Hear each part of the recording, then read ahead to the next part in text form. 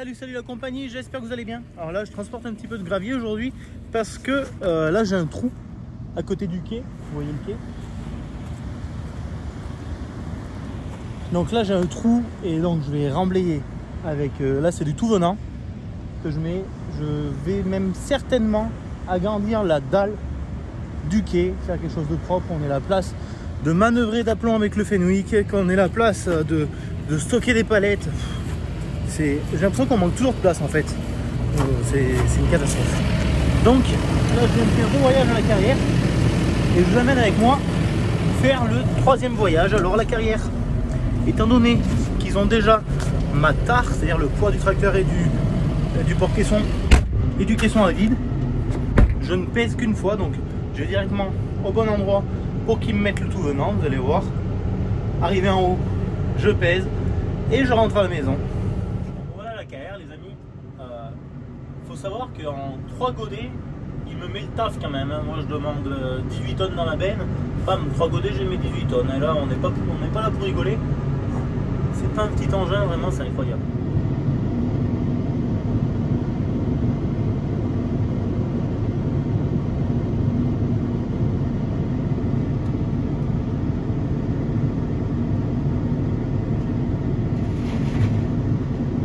On le sent quand il pose un godet.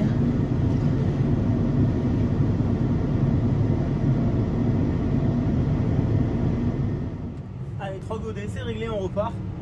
Alors là, vous voyez, on est vraiment en bas de la carrière. Maintenant, il faut remonter. Avec le poids qu'on a à la benne, plus le poids du porte-caisson, plus le poids du tracteur, j'ai pas de masse à l'avant. Donc, il ne faut pas se rater, hein, parce qu'il y a une bonne pente quand même. Bon, là, il est en train de partir devant. Donc, je mets la gamme de champ pour avoir un maximum de coupe et pour transmettre un maximum de puissance aux roues. Donc je mets la première, la gamme de champ, je mets les 4 roues motrices parce que j'ai pas envie que le tracteur se mette à patiner en pleine montée. Ensuite je me lance un maximum, mais vous allez voir qu'à la montée, eh ben, il faut le tirer ce poids quand même. Allez mon coco, donne tout ce que tu as. Et ouais, vous voyez qu'il faut y retourner sur le plateau là-bas en haut.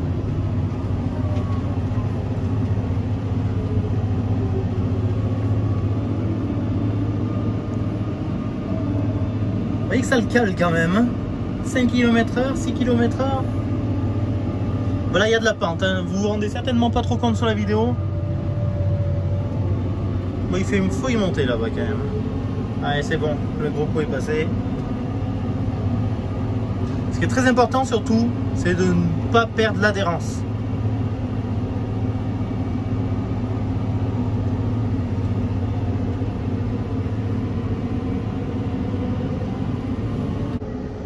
Et voilà, me voilà en place sur la bascule.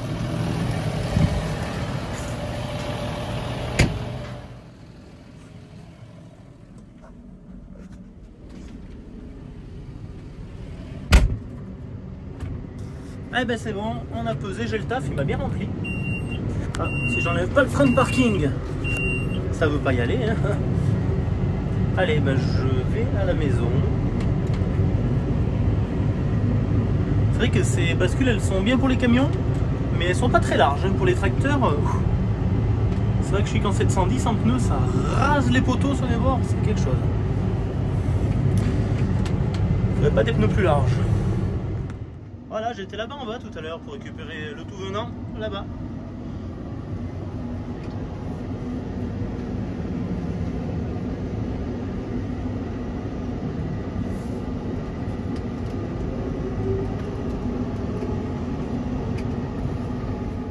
C'est parti, on se rentre à la maison, vider ça.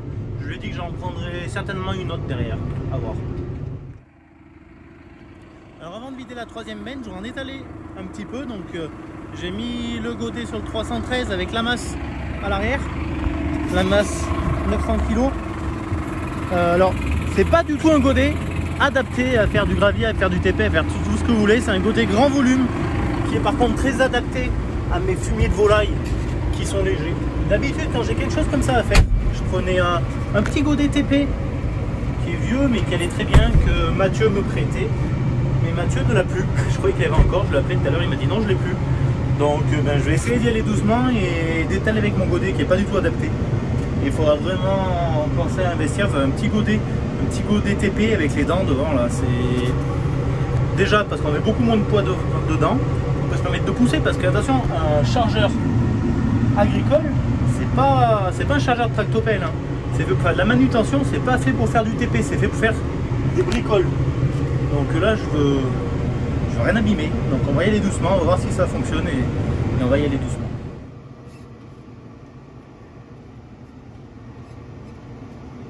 Allez, je descends au quai. Donc vous voyez, hein, vous repérez un petit peu, le quai il est ici et c'est au-dessus du quai que j'ai mis du gravier tout à l'heure.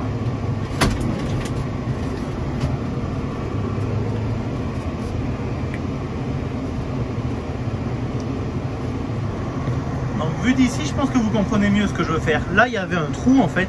Donc l'idée c'est de tout mettre plat et je pense certainement faire une dalle. Donc le quai, au lieu qu'il soit juste là, il viendra jusqu'ici. Tac, tac, tac.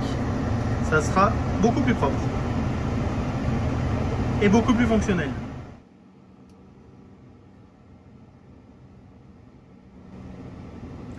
Donc je vais y aller vraiment petit godet par petit godet. On n'est pas là pour casser le matériel.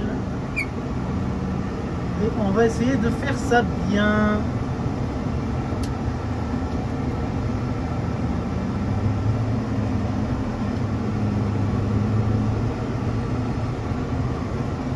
Ça va le faire.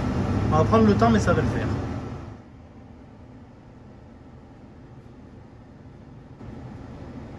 Vous voyez que petit à petit, godet par godet, on va y arriver. Hein.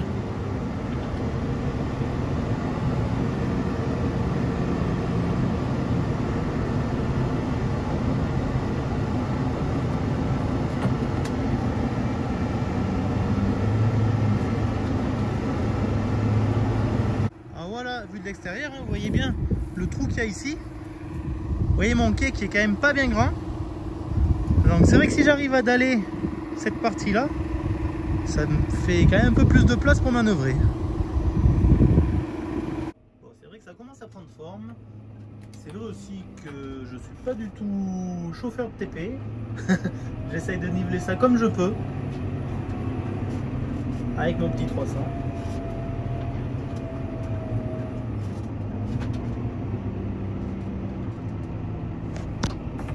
Je vais vous faire voir de près.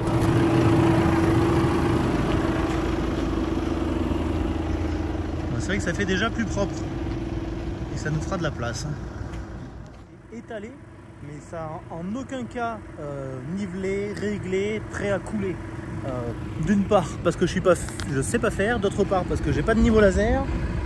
Et donc je vais faire venir un collègue qui est entrepreneur de TP, qui lui va me faire ça aux petits oignons, il va me le régler, on va le concasser, non on va pas le concasser, on va le, comment on dit, on va le tasser, pas le concasser, n'importe quoi, donc on va le tasser, on va le cylindrer, et pour que la dalle soit prête à couler. J'espère qu'on va pouvoir faire ça rapidement. Donc mes deux remorques ont suffi ici. Alors au final, celle que vous m'avez vu amener, je vais la mettre dans la cour, à l'entrée de la cour il y a un peu des trous, je vais m'en servir pour boucher les trous à l'entrée de la cour.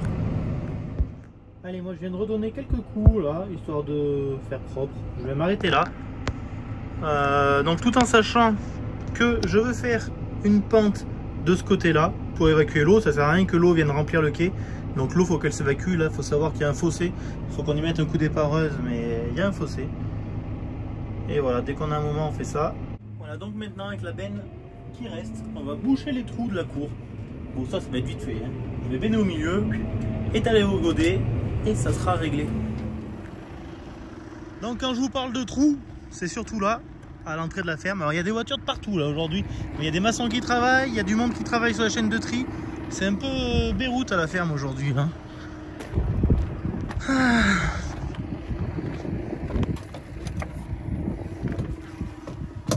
Allez.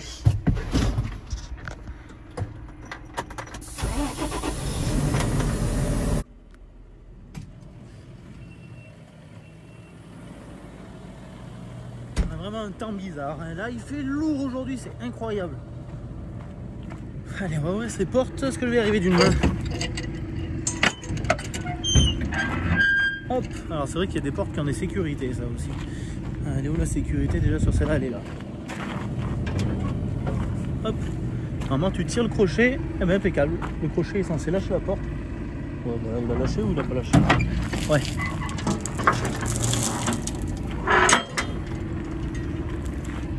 Ouch. Alors.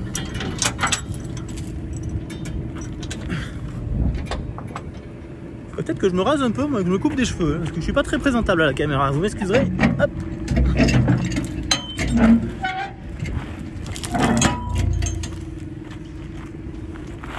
Ouch. Le petit crochet. Allez, on va vider ça, ça fera plus propre. Ça fera plus propre. Parce que là c'est... On est un peu chez les cracras là.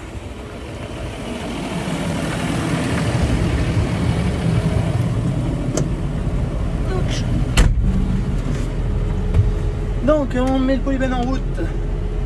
On met la prise de force en route.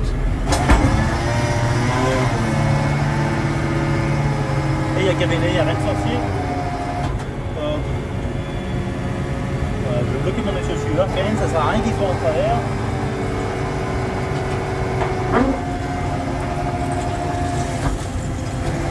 Ce que je vais faire, c'est que je vais avancer un petit peu à mesure que je vide, histoire que ça mette pas un gros tas au même endroit.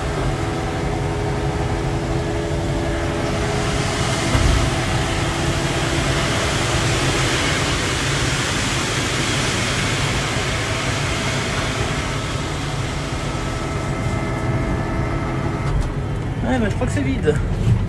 Il a l'air bien glissé parce que j'ai pas bainé à fond et visiblement c'est vide.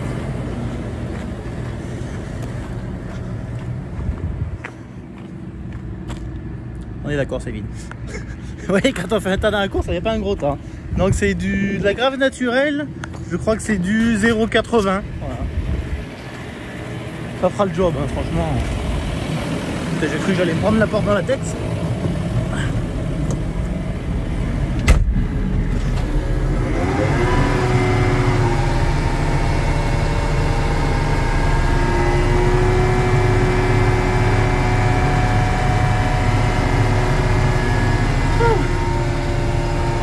J'ai chaud. Allez hop là, on part s'arrêter la prise de force. Je vais garer le tracteur un peu plus loin, comme ça je peux étaler ça tranquillement. Bon, vous l'avez vu, je suis pas le pro du TP. Je sais faire à peu près propre, mais ça s'arrête là. J'ai été chauffeur de Mécalac, j'ai été mini chauffeur de Mécalac quand j'étais salarié agricole. Une fois par mois, j'avais un chantier au Mécalac dans une centrale à béton avec le Mécalac. J'étais loué une fois par mois et je vidais des fosses à béton. Voilà, tout simplement. Allez, je laisse le toit ouvert histoire que ça ne fasse pas trop cocotte minute dans le 716 et je vais étaler ça. Bon, ça y est, ça touche à sa fin. J'ai quand même réussi à étaler ce gravier dans la cour. Et ça fait beaucoup plus propre.